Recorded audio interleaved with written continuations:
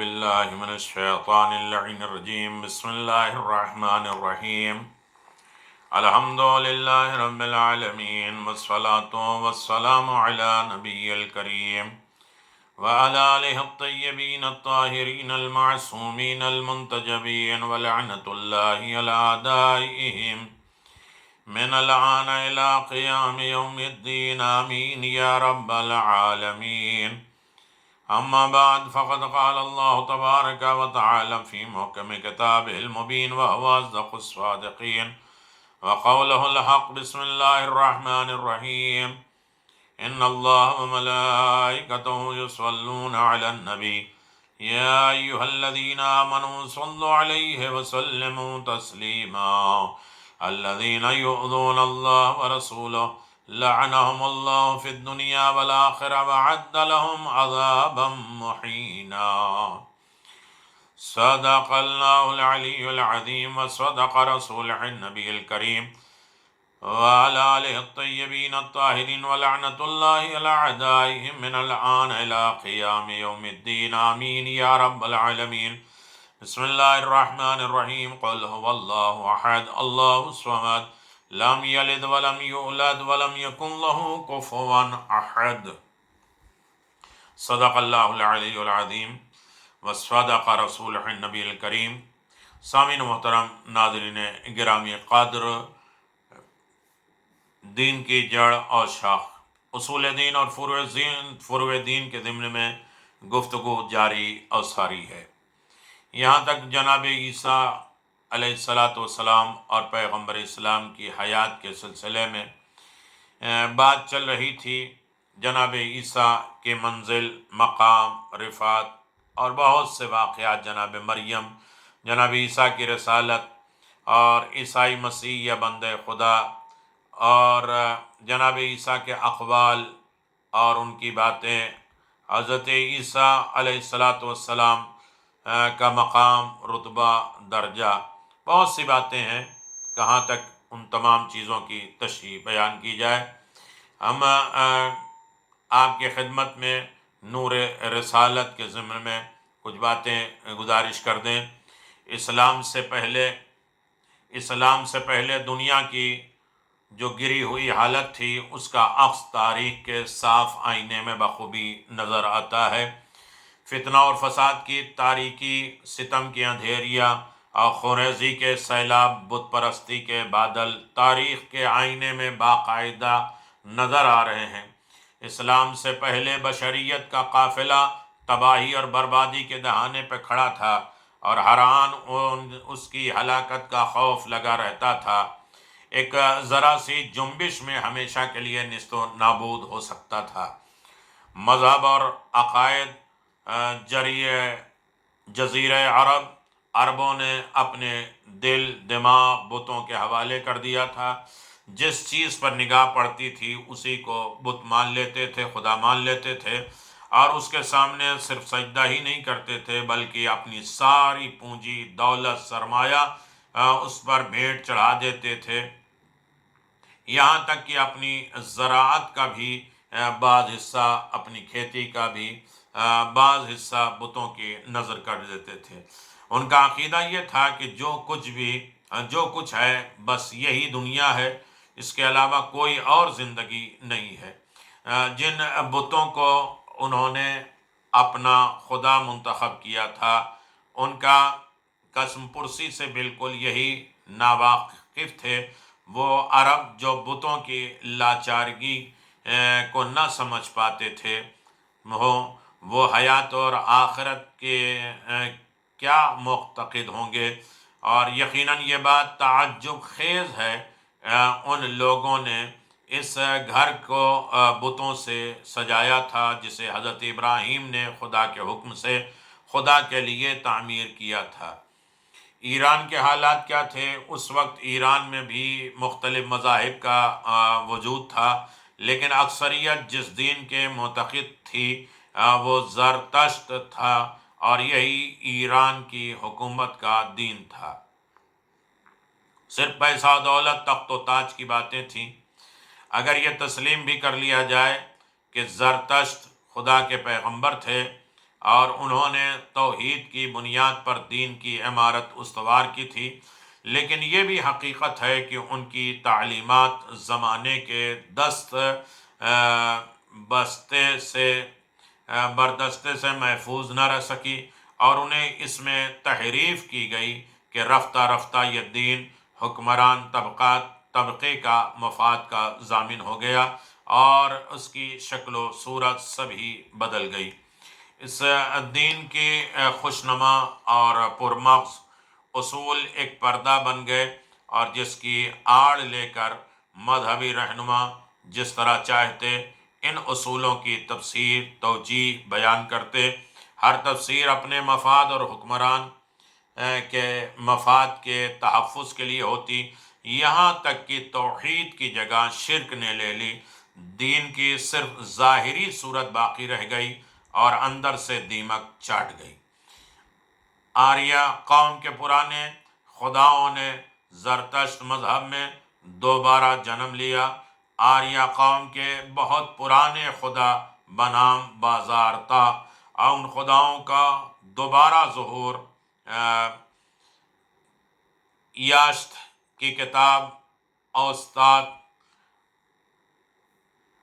اوستا میں ہوا، اور اسی طرح ہوا کہ خدا وائی کا بھی ظہور ہوا، لیکن سب سے زیادہ مہم خدا رحمت مترا ہے، جس کا ذکر اوستا کے آخری دستاویز میں عظمت کے ساتھ کیا گیا۔ یہ ساری چیزیں ہیں۔ کیا کیا تھا؟ سورج آگ کی پرستش کا رواج تھا، اس لیے جب ساسانی کسی عیسائی عالم دین کو عیسائیت چھوڑنے پر مجبور کرتے تھے تو اس سے دوسرے خداؤں کی عبادت کے علاوہ یہ بھی عہد لیتے تھے کہ وہ سورج کی بھی پوجا کرے گا۔ شہزادہ دوم نے سیمیوں برسعی سے کہا کہ اس کی جان اس وقت بخش سکتا ہے جب وہ سورج کی مدح ثنا کرے۔ کتاب صدد جس میں زشتگی مذہب کے احکام کی تشریح کی گئی ہے، اور اس طرح ایران کے حالات بہت خراب تھے۔ تمام ہم مذہب افراد کے لیے ضروری ہے کہ روزانہ 3 مرتبہ سورج کی پرستش کریں، اور اسی طرح چاند اور آگ کی بھی پرستش کریں، لہذا دین میں ان چیزوں کی عبادت کرنا واجب ہو گیا تھا۔ اس وقت روم کے حالت ایران سے کچھ بہتر نہ تھی۔ روم میں بھی عیسائیت تحریف ہو چکی تھی، توحید کی جگہ شرک اور تثلیت کا اضافہ کر دیا گیا تھا۔ فرانس، برطانیہ اور اسپین میں بھی خدائے واحد کا عقیدہ نہ تھا۔ ہندوستان میں طرح طرح کے دین رائج تھے، لیکن سب سے زیادہ بت پرستی کا رواج تھا۔ طبقاتی اختلاف اور نسلی امتیاز۔ ایران میں لوگوں کو طبقات میں تقسیم کر دیا گیا تھا۔ ہر طبقے خاص امتیاز کا مالک تھا۔ سب سے زیادہ ممتاز وہ طبقے تھے جو حکومت وقت سے نزدیک تھے۔ مشہور مورخ طبری کے بقول طبقات کے درمیان اتنا زیادہ فاصلہ تھا کہ ابو انو شیرواں کے زمانے میں بھی مزدور طبقے کے لیے لکھنے پڑھنے کی آزادی نہ تھی۔ یہ تفریق اس وقت اس قدر نمایاں تھی جب انو شیرواں کے علم و دوستی اور عدالت گستری کا چرچا سن کر روم کے فلاسفہ نے ایران میں پناہ لی تو وہ اس تفریق کو برداشت نہیں کر پائے اور ایران سے واپس چلے گئے۔ فردوسی نے اپنے شاہنامہ میں اس تفریق کے منظر کشی کی ہے۔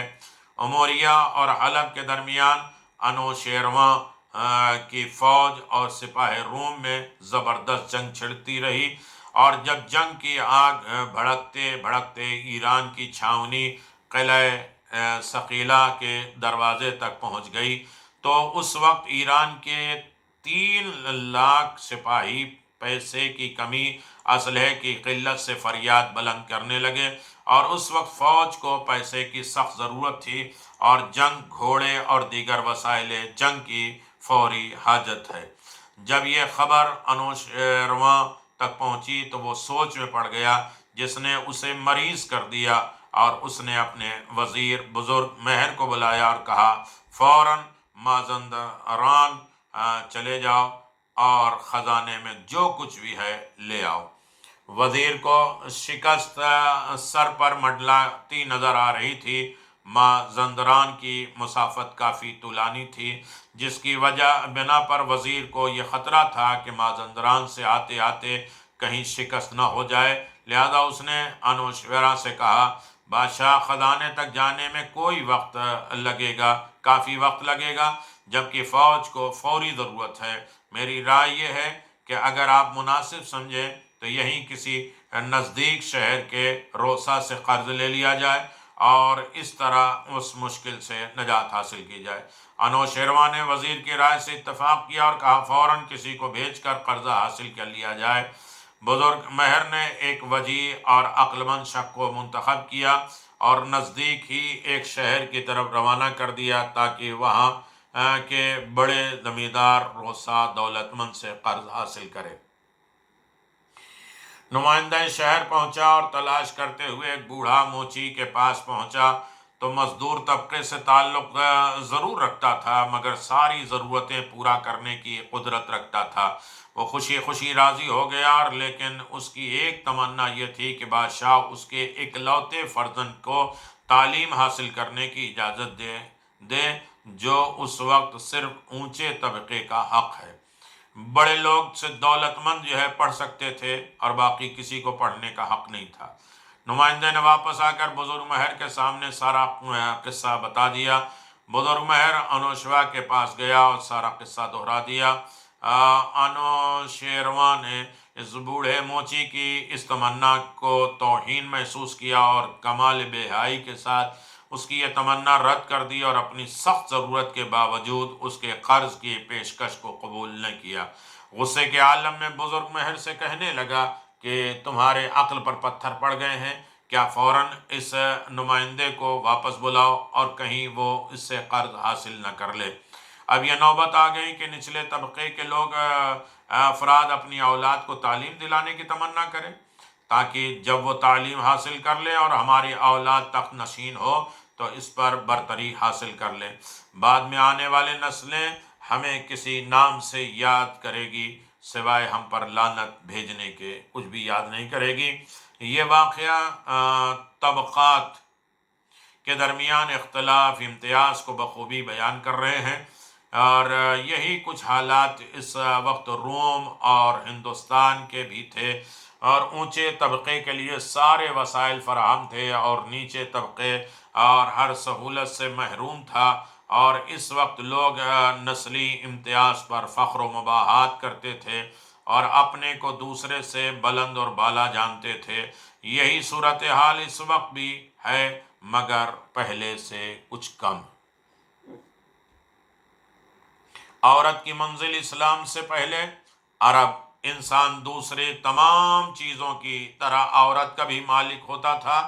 بیٹے کو جہاں اور چیزیں باپ سے ورثے میں ملتی تھی وہاں عورت بھی ملتی تھی۔ عورت باپ، بیٹے یا شوہر کی ملکیت ہوا کرتی تھی۔ لڑکیاں ان کے لیے باعث ذلت تھی۔ بعض قبیلے تو لڑکیوں کو اس قدر باعث لعنت سمجھتے تھے کہ ان کو زندہ دفن کر دیتے تھے۔ ایران پس طبقاتی نظام نے عورت کے ساتھ کوئی اچھا سلوک نہیں کیا، ہر ایک کی طرح اس کے بھی حقوق پامال کیے گئے۔ یونان عورت نجس العین تصور کی جاتی تھی اور اس کو شیطان کی اولاد جانتے تھے اور مجسم جانور سمجھتے تھے۔ آپ دیکھ لیجئے یہاں تک کہ قرآن میں بھی ہے، سورہ نحل آیت نمبر 59 میں ہے کہ زندہ درگور کر دیا کرتے تھے۔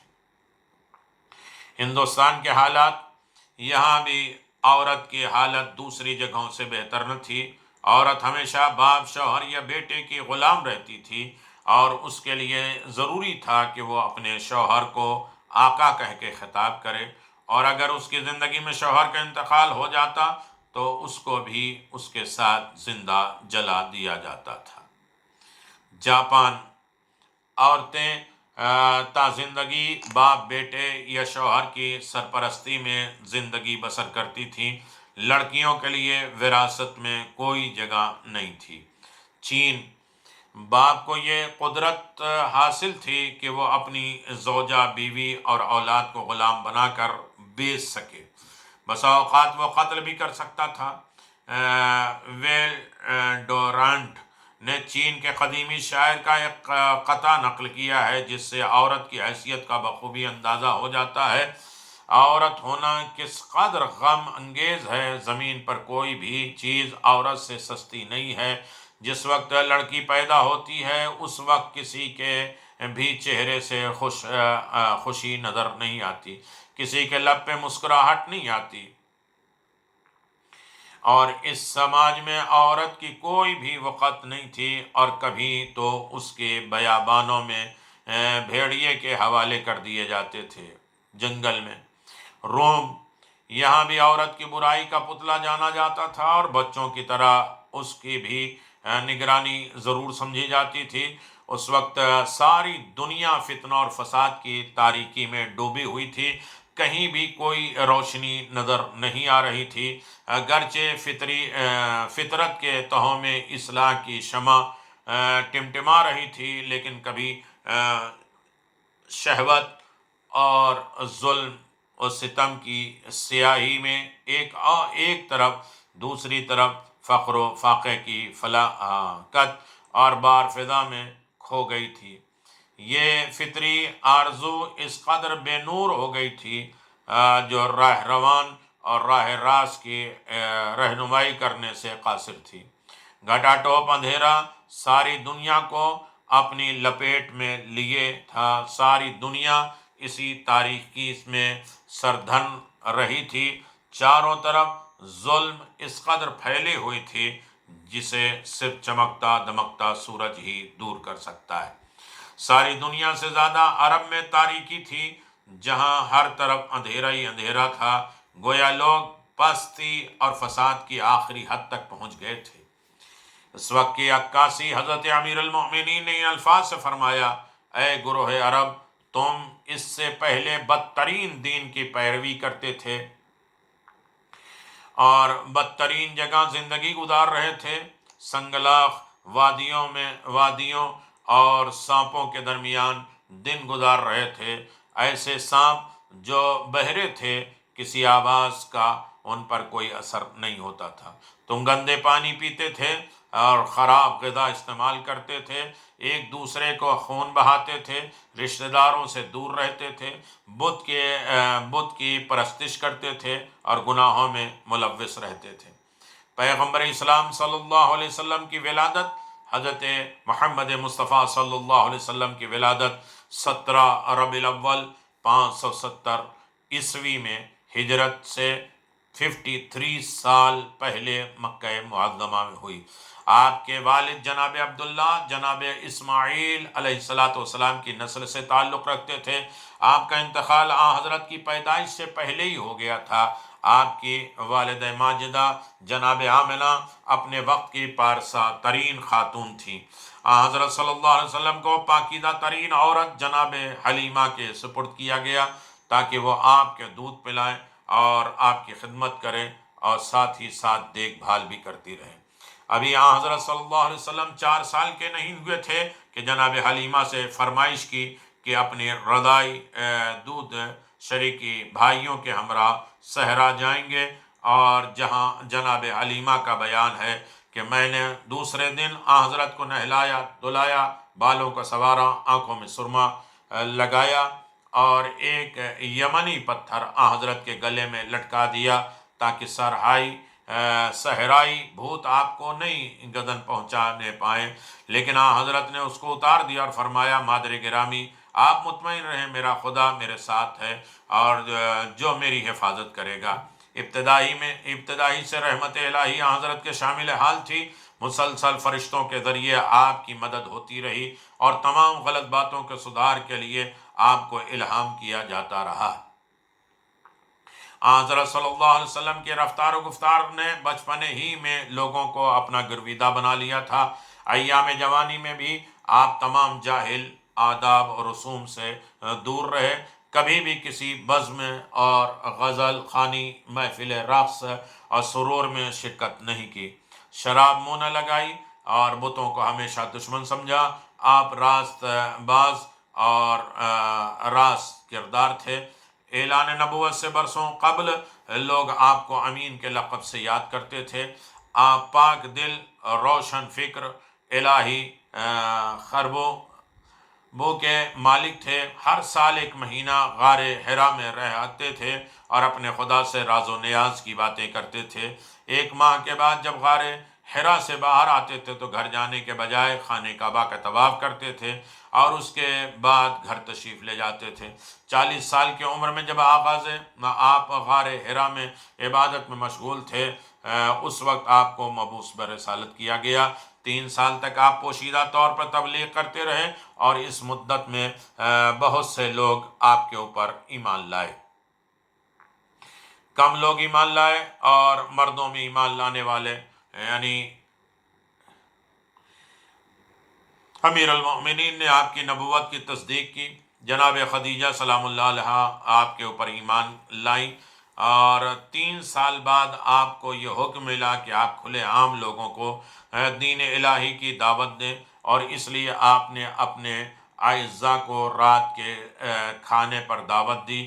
40 افراد اس دعوت میں شریک تھے، لیکن حضرت نے دعوت کے لیے کھانا جو تیار کرایا تھا وہ صرف ایک آدمی کی غذا سے زیادہ نہ تھا، لیکن خدا کے فضل سے اس مختصر سی غذا سے سب سیراب ہو گئے۔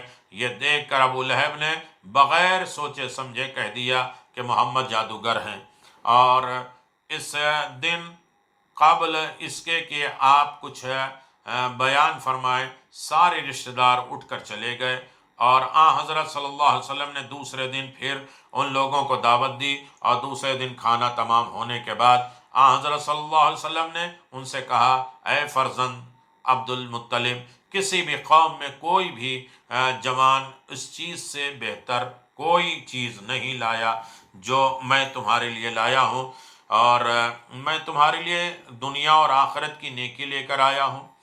مجھے خدا کی طرف سے حکم ملا ہے کہ میں تمہیں اس کی طرف بلاؤں۔ تم میں سے کون ہے جو میری مدد کرے تاکہ وہ میرا بھائی اور جانشین قرار پائے؟ حضرت علی بن ابی طالب کے علاوہ کسی نے کوئی جواب نہ دیا۔ علی علیہ السلام نے نصرت کا وعدہ کیا۔ حضرت صلی اللہ علیہ وسلم نے علی بن ابی طالب کے شانوں پر ہاتھ رکھ کر فرمایا، یہ میرا بھائی ہے، یہ میرا وصی ہے، تمہارے درمیان اس کی باتیں سنو اور ان کی اطاعت کرو۔ ایک روز آپ کوہ صفا پر تشریف لے گئے اور لوگوں کو اپنے پاس بلایا اور ان سے فرمایا، لوگوں، اگر میں تم سے یہ کہوں کہ دشمن تمہارے گھات میں ہے اور جو صبح و شام کسی وقت حملہ کر سکتا ہے، تو کیا تم میری بات کا یقین کرو گے؟ سب نے مل کر کہا، ہاں یقیناً۔ آپ نے فرمایا کہ میں تمہیں اس سخت عذاب سے ڈرا رہا ہوں جو تم پر نازل ہونے والا ہے، اس خوف سے کہ کہیں حضرت کی بات لوگوں پر اثر انداز نہ ہو جائے۔ فوراً ابو لہب نے کہا، آپ نے یہی بات سنانے کے لیے ہمیں بلایا تھا۔ حضرت صلی اللہ علیہ وسلم نے اپنی دعوت کا آغاز کلمہ توحید سے فرمایا۔ کلمہ توحید ہی کو تمام عقائد کی بنیاد قرار دی، لوگوں کو اس خدا سے واقف کرایا جو ان کی بنسبت ان سے زیادہ نزدیک ہے، تمام قسم کی بت پرستی اور شرک کو غلط قرار دیا، مکے کی فضا میں عظیم انقلاب برپا کر دیا، لوگوں کے افکار اپنے دین کی طرف موڑ دیے۔ گرچہ قریش اسلام کی ترقی سے سخت ناراض تھے، حضرت صلی اللہ علیہ وسلم کو تبلیغ سے بعد رکھنے کی ہر ممکن کوشش کی اور کبھی حضرت کے قتل کا بھی منصوبہ بنایا، لیکن خداوند عالم کی نصرت و مدد حضرت صلی اللہ علیہ وسلم کے ثبات قدم سے قریش کی ہر کوشش نقص پر آب ثابت ہوئی اور اسلام روز افزوں ترقی کرتا گیا، یہاں تک کہ مکے سے باہر والے بھی اسلام کے معتقد ہونے لگے اور لوگ جان کی بازی لگا کر دین الہی قبول کرنے لگے۔ بعثت کے 11ویں سال قبیلہ خدرج کے کچھ افراد حج کی غرض سے مدینہ سے مکہ آئے۔ پیغمبر اسلام نے انہیں دین مقدس اسلام کی دعوت دی اور جس کو انہوں نے قبول کر لیا، ساتھ ہی ساتھ یہ وعدہ بھی کیا کہ جب ہم اپنے وطن مدینہ واپس جائیں گے تو لوگوں کو آپ کے دین کی دعوت دیں گے۔ یہ لوگ مدینہ واپس آئے اور پیغمبر اسلام کا پیغام سارے مدینہ میں نشر کیا۔ دوسرے سال مدینہ کے 12 افراد نے عقبہ کے مقام پر حضرت کے ہاتھوں پر بیعت کی اور پھر یہ اقرار کیا کہ کبھی شرک نہیں کریں گے، چوری نہیں کریں گے، زنا نہیں کریں گے، اپنی اولاد کو قتل نہیں کریں گے، کسی پر تہمت نہیں لگائیں گے، اور جس چیز کا حضرت صلی اللہ علیہ وسلم حکم دیں گے اس پر عمل کریں گے۔ اس وقت حضرت صلی اللہ علیہ وسلم نے مصعب نامی جوان کو قرآن کی تعلیم دینے کے لیے ان کے ہمراہ مدینہ بھیج دیا۔ اس طرح مدینہ کا بھاری گروہ آپ کے گرویدہ اور دین اسلام کا معتقد ہو گیا۔ تو یہ تھی پیغمبر اسلام کی باتیں، اور اسلام سے پہلے کیا تھا اور اسلام کے بعد کیا ہے۔ اور یقیناً آپ دیکھیں، اندازہ لگائیں کہ نبوت کا خاصہ، نبی کی ضرورت اور نبی کے افکار، اعلان، خاتم نبوت تک بات چل رہی تھی کہ نبوت جن کے اوپر تمام ہو گئی، حضرت محمد صلی اللہ علیہ وسلم سلسلہ رسالت کی آخری کڑی ہیں، نبوت کا سلسلہ ان پر خدا نے ختم کر دیا، اس لیے ان کا لقب بھی خاتم الانبیاء ہے۔ خاتم یعنی آپ اندازہ لگائیں کہ خاتم، میں نے کل گزارش کیا کہ مہر کو کہتے ہیں، اور چاہے وہ انگوٹھی ہو، چاہے وہ خط کے پیچھے لکھی ہوئی باتیں ہوں۔ لہذا آپ اندازہ لگائیں کہ پیغمبر اسلام صلی اللہ علیہ وآلہ وسلم نے کس طرح زحمت اور تکلیف برداشت کی ہے۔ حضرت پیغمبر اسلام کا آخری نبی ہونا اور پیغمبر اسلام کے آخری پیغمبر نبوت کا سلسلے آپ پر ختم ہو گیا، یہ بات ضروریات دین مبین اسلام میں ہے۔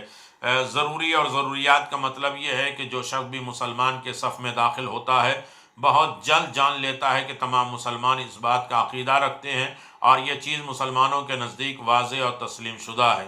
یعنی جو شخص بھی کسی مسلمان سے کوئی تعلق قائم کرے، اسے اس بات کا علم ہو جاتا ہے کہ جس طرح مسلمان خدا کے توحید کے قائل ہیں، اسی طرح پیغمبر اسلام کے آخری نبی ہونے پر بھی سب کا اتفاق ہے، اور کوئی بھی مسلمان کسی اور نبی کے انتظار میں نہیں ہے۔ در حقیقت بعثت انبیاء سے قافلہ بشریت نے تکامل کے مختلف مراحل یکے بعد دیگرے طے کیے، اور بالآخر انسان رشد و تکامل کے اس منزل تک پہنچ گیا کہ اپنے پاؤں پر کھڑے ہو جائے، یعنی اسلام کی مکمل اور جامع تعلیمات کی روشنی میں اپنے مسائل اور مشکلات حل کر سکتا ہے۔ بالفاظ دیگر، اسلام آخری اور جامع ترین قانون کا نام ہے جسے ذریعہ بشریت اپنے مسائل حل کر سکتا ہے، اعتقادات کے حوالے سے دینی بشریت کا مسئلہ ہو یا عمل کے اعتبار سے نظم و ضبط ہو۔ اسلام انسان کی تمام ضروریات کو ہر زمانے میں ہر جگہ پر حل کرتا ہے۔ پیغمبر اسلام صلی اللہ علیہ وسلم کے خاتم الانبیاء ہونے کی دلیل یہی ہے کہ اس دعوے کو ثابت کرنے کے لیے ہمارے پاس متعدد دلائل ہیں، جس میں سے زیادہ روشن دلیل 3 دلیلیں ہیں۔ نمبر 1، اس مسئلے کا ضروری ہونا، جیسا کہ ہم کہہ چکے ہیں، کوئی بھی شخص دنیا کے کسی بھی کونے میں موجود کسی مسلمان سے رابطہ کرے تو وہ اسے پیغمبر اسلام کی خاتمیت کا اعتقاد، یقین، عقیدہ رکھنا پڑے گا۔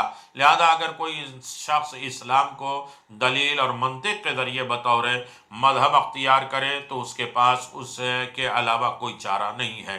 خاتمیت یعنی نبوت ختم ہوئی ہے کہ عقیدے کو بھی اختیار کرے، کیونکہ ہم گزشتہ سبق میں اسلام کے حقانیت اور اس کے قوانین کے متعدد دلیلوں سے ثابت کر چکے ہیں، اور چونکہ خاتمیت کا عقیدہ بھی ضروریات دین میں سے ہے، لہذا اس کو تسلیم کرنا بھی ضروری ہے۔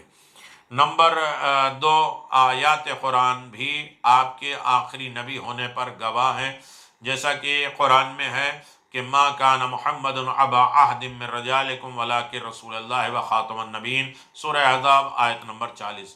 محمد تمہارے مردوں میں سے کسی کے باپ نہیں ہے، ہاں وہ اللہ کے رسول ہے اور خاتم النبیین ہے۔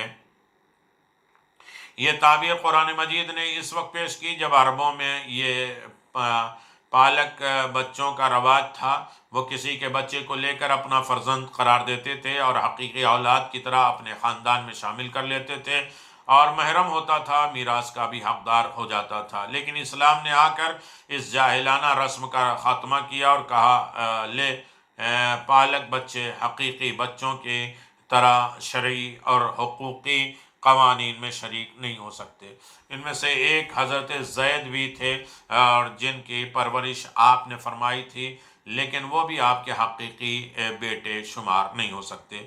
لہذا قرآن نے کہا کہ بجائے اس کے کہ تم پیغمبر اسلام کو ان لوگوں میں سے کسی کا باپ کہہ کے پکارو، دو حقیقی اوصاف ہیں، رسالت اور خاتمیت، یعنی رسول اللہ ہے اور خاتم النبیین سے پکارا جائے۔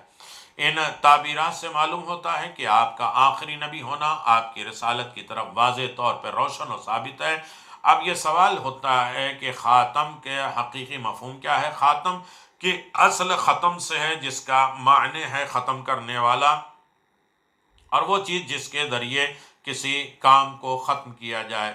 مثلا خط کے نیچے مہر لگائی جاتی ہے، اور انگوٹھی میں جو نگ پہنے جاتے ہیں اس کے ذریعے مہر لگائی جاتی ہے، اور اس زمانے جاہلیت میں نام والی مہر کے بجائے نگینے سے ہی کام لیا جاتا تھا، اور ہر ایک کی انگوٹھی کے نگینے میں پر مختلف اور مخصوص نقش نگار نام کنندہ ہوتا تھا، اور وہ اسے اپنے خط یا مکتوب کے آخر میں لگاتے تھے۔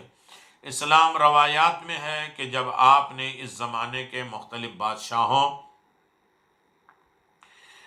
سردار اور رئیسوں کے نام اسلام قبول کرنے کی دعوت دینے کے لیے خطوط لکھنے کا فیصلہ کیا، تو آپ کی خدمت نے عرض کیا گیا کہ غیر عرب بادشاہ مہر کے بغیر کسی بھی خط کو قبول نہیں کرتے تھے، جبکہ اس وقت تک پیغمبر اسلام کے تمام خطوط مکمل طور پہ سادہ اور بغیر مہر کے ہوتے تھے۔ لہذا آپ کے حکم سے ایک انگوٹھی تیار کی گئی اور اس کے نگینے پہ لا الہ الا اللہ محمد رسول اللہ کا جملہ نقش کیا گیا، اور آپ کے تمام خطوط پہ یہی مہر لگائی جاتی تھی۔ لہذا خاتم کا اصلی معنی ختم کرنے والا اور آخر تک پہنچانے والا۔ نمبر 3، بہت سی روایات واضح ہے کہ آپ کے آخری نبی ہونے کو ثابت کرتی ہے، اور ان میں سے کچھ روایات یہاں ذکر ہیں۔ تفسیر مجموع البیان میں ایک معتبر حدیث حضرت جابر بن عبداللہ انصاری سے منقول ہے کہ آپ نے یہ حدیث پیغمبر اسلام صلی اللہ علیہ وسلم سے ان الفاظ میں نقل کیا ہے۔ آپ نے فرمایا کہ انبیاء کے درمیان میری مثال ایسی ہے جیسے کسی شخص نے ایک خوبصورت محل تعمیر کیا ہے، مگر صرف ایک اینٹ کی جگہ خالی چھوڑ دی ہے، جس کے نتیجے میں جو شخص بھی اس محل کو دیکھتا ہے تو یہ کہنے پر مجبور ہوتا ہے کہ کیا خوبصورت محل ہے، لیکن ایک اینٹ کی جگہ خالی ہے، میں وہی آخری اینٹ ہوں، تمام انبیاء کی نبوت کا سلسلہ میرے اوپر تمام ہو گیا۔ امام صادق علیہ السلام فرماتے ہیں، حلال محمد حلال عبدہ الی یوم القیامہ، حرام حرام حرام عبدہ الی یوم القیامہ۔ حلال محمد قیامت تک حلال اور حرام محمد قیامت تک حرام رہے گا۔ اصول کافی جلد نمبر 1۔ اہل تشیع اور سنت یہاں پیغمبر اسلام کے مشہور اور معروف حدیث آپ حضرت علی بن ابی طالب کو خطاب کرتے ہوئے فرماتے ہیں کہ انت منی بمنزلۃ ہارون من موسیٰ الا انہ لا نبی بعدی، آپ کے بعد میرے ساتھ وہی نسبت ہے جو حضرت ہارون کی ہے اور حضرت موسیٰ سے تھی، مگر یہ کہ میرے بعد کوئی نبی نبوت ختم ہو گئی ہے، سلسلہ ختم ہو گیا، کوئی نبی نہیں ہونا۔ اس کے مشابہ بھی دسیوں حدیث سے اس بات کا ثبوت ہے کہ نبی اکرم کے آخری نبی ہونے کے باوجود ان کچھ سوالات ایسے ہیں جن کی طرف متوجہ ہوں۔ بعض افراد کہتے ہیں کہ لوگوں کی ہدایت کے لیے انبیاء کا بھیجا جانا خدا کی طرف سے ایک بہت بڑا فیض و کرم ہے، تو موجودہ زمانے کے لوگ اس اس بہت بڑی فائدے سے محروم کیوں ہیں؟ اس زمانے کے لوگوں کی رہبری اور ہدایت کے لیے کسی نئے رہنما کو کیوں نہیں بھیجا جا سکتا؟ اس قسم کی باتیں کرنے والے لوگ اس حقیقت سے غافل ہیں۔ ہمارے زمانے میں کسی نبی کے نہ ہونے کا یہ مطلب ہرگز نہیں ہے کہ اس زمانے کے لوگ وہ لیاقت اور خوبی نہیں رکھتے کہ جس کی وجہ سے ان کے لیے نبی بھیجا جائے، بلکہ اس زمانے میں فکری اور علمی طور پر کاروان انسانیت اس مقام تک پہنچ چکا ہے، اگر اس کے پاس پیغمبر اسلام کی صحیح تعلیمات ہوں اور وہ ان پر عمل بھی کرے تو وہ صراط مستقیم پر قائم اور دائم رہ سکتا ہے۔ ہم زیادہ وضاحت کے ساتھ ایک مثال پیش کر دیں۔ اولی العزم انبیاء یعنی وہ نبی جو صاحب کتاب اور نئی شریعت کے لیے بھیجے گئے تھے، 5 ہیں: حضرت نوح، حضرت ابراہیم اور حضرت موسیٰ، حضرت عیسیٰ علیہ السلام اور حضرت پیغمبر اسلام علیہ التحیۃ والسلام۔ ان میں سے ہر ایک نے ایک خاص زمانے میں لوگوں کی ہدایت اور ان کے رشد و کمال کے لیے تکالیف برداشت کی ہیں، جس کے نتیجے میں قافلہ بشریت ایک مرحلے سے گزر کر دوسرے مرحلے میں داخل ہوتا رہا ہے۔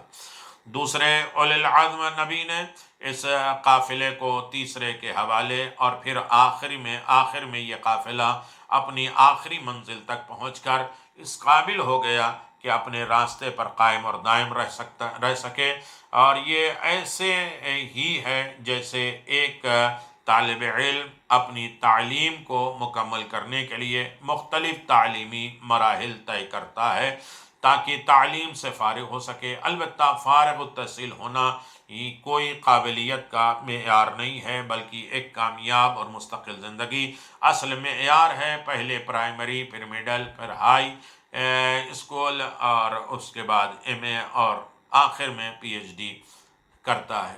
اگر ایک ڈاکٹر اسکول یا یونیورسٹی میں نہیں جاتا تو اس کا یہ مطلب نہیں ہے کہ وہ یہ صلاحیت نہیں رکھتا، بلکہ اس کا مطلب یہ ہے کہ اس کے پاس اتنی علمی معلومات ہیں کہ اپنی علمی مشکلات کا حل کر سکتا ہے اور مزید مطالعے کے لیے ترقی کے منازل عبور کر سکتا ہے۔ دوسرا اعتراض، چونکہ معاشرہ ہمیشہ بدلتا رہتا ہے، تغیر و تبدیل کا شکار ہے، لہذا اسلام کے مستقل اور یکساں قوانین معاشرے کے جدید مسائل اور ضروریات کا حل پیش کرنے سے قاصر ہے۔ قوانین کا اجرا ہر قسم کے ظلم و ستم اور ناانصافی کے خلاف آواز حق کو بلند کرنا ہے۔ دوسرے قسم ان جامع قوانین اور اصولوں پر مبنی ہے جو مختلف موضوعات کے تغیر و تبدل کے ساتھ نئے صورت کو قبول کرتے ہیں اور جدید زمانے کی مشکلات اور مسائل کا حل پیش کرتے ہیں۔ مثلا ہمارے پاس ایک اسلامی قاعدہ بعنوان اوفوا بعقودہم، اپنے عہد و پیمان کا احترام کرتے ہوئے انہیں پورا کر دو، اور موجود ہے۔ ہمیں زمانے کے گزرنے کے ساتھ ساتھ مختلف تجارتی، سیاسی، اجتماعی مفید داریں پیش آتی ہیں۔ ہم قانون کلی کو مد نظر رکھتے ہوئے ایک مسئلے کا جواب دیتے ہیں۔ اس طرح دوسرا قاعدہ بنام قاعدہ لا ضروری ولا اضرار، ہر قسم اور حکم کے مقابل میں ہمارا مددگار، جو قانون کسی فریاد اور معاشرے کے لیے باعث ضرر اور نقصان ہو۔ آپ نے ملاحظہ فرمایا اسلام کے کلی قوانین کس قدر ہمارے مسائل اور مشکلات کو حل کرتے ہیں، اور اس قسم کے قوانین اسلام میں کثرت سے پائے جاتے ہیں، اور انہیں قوانین کی مدد سے ہم نے عظیم اسلامی انتظامات کے بعد اپنے پیچیدہ مسائل کے مشکلات پر قابو پایا ہے اور انہیں حل کر رہے ہیں۔ تیسرا اعتراض بلا شک و تردید، ہم اسلامی مسائل کے سلسلے میں رہبر اور قائد کے محتاج ہیں، جبکہ سلسلے نبوت کے ختم اور ان کے جانشین کے پردہ غیب میں ہونے کی وجہ سے ہم رہبر سے محروم ہو گئے، جبکہ کسی اور نبی کا انتظار بھی نہیں کیا جا سکتا۔ کیونکہ سلسلہ نبوت ختم ہو چکا ہے، کیا یہ بات اسلامی معاشرے کے لیے شدید نقصان دہ نہیں ہے؟ جواب: اس دور میں ایسے فقیہ کو رہبر قرار دیا گیا جو تمام ضروری شرائط کا حامل اور علم، تقوی اور سیاست، اقتصاد، اجتماعی اور معاشری مسائل میں ماہر اور صاحب نظر ہو۔ اس قسم کے رہبر کی پہچان کے لیے بھی اسلام نے ہماری رہنمائی کی، لہذا مسئلہ بھی پریشان کن نہیں ہے۔ اللہ نے نبوت کا سلسلہ جاری رکھا اور اس کے بعد ولایت اور اس کے بعد وصایت کا حصہ ہے جامع شرائط، اور یقیناً معاشرے کے اور تمام مسلمانوں کے رہبر اور قائد پیغمبر اسلام، اور اس کے بعد پیغمبر کے بعد ان کے جانشین خاص جناب امیر المؤمنین علی ابن ابی طالب علیہ السلام ہے۔ لہذا مولائے امیر المؤمنین علی ابن ابی طالب علیہ السلام خاص بلا فصل خلیفہ رہبر ہیں، اور نبوت اسی اعتبار سے تمام ہوئی ہے کہ نبوت اللہ تبارک و تعالیٰ کا اہم ترین درجہ ہے، عہدہ ہے، منصب ہے، اور اللہ نے نبی آخر صلی اللہ علیہ وآلہ وسلم کے زندگی کو دنیا کے سامنے پیش کیا ہے، اور اس اعتبار سے پیغمبر اسلام کی حیات جو 17 ربیع الاول سن 1 عام الفیل اور آپ کی شہادت 28 صفر سن 11 ہجری کو ہوئی۔ یہاں تک کہ ماضی کی داستان اگر سنائے جائے تو لمبی چوڑی باتیں ہوں گی، اور ماضی کے داستان کے بعد آپ کا کارنامہ، آپ کی رہنمائی اور آپ کی ہدایت، کتنی زحمتیں، کتنی تکلیفیں آپ نے برداشت کی ہیں دین اسلام کو پھیلانے کے لیے۔ عربستان کا علاقہ جو تقریباً 1300 سے 1600 میل لمبا اور 600 میل چوڑا علاقہ، اور جس کا رقبہ 12,30,000 مربع میل ہوتا ہے، یعنی متحدہ جرمنی فرانس سے 4 گنا زیادہ اور متحدہ ہندوستان سے 1/3 کم۔ یہ علاقہ روز اول سے ادیان اور مذاہب کا گہوارہ رہا ہے۔ دنیا کے بے شمار مذاہب نے اسی علاقے میں جنم لیا ہے، اور اکثر کا مدفون بھی اسی خطے میں ہوا ہے۔ گفتگو جاری و ساری ہے، اور ختم المرسلین کے سلسلے میں بات ہے، اس کے بعد سلسلہ امامت انشاءاللہ آپ کی خدمت میں پیش کیا جائے گا۔ وآخر دعوانا ان الحمد للہ رب العالمین، وصلی اللہ علی نبی الکریم وعلی آلہ الطیبین الطاہرین برحمتک یا ارحم الراحمین۔ السلام علیکم ائمة الہدی ورحمۃ اللہ وبرکاتہ۔ استودعکم اللہ واقرأ علیکم السلام۔ آمنا باللہ وبالرسول وبما جئتم به ودللتم عليه، اللهم فاكتبنا مع الشاهدين۔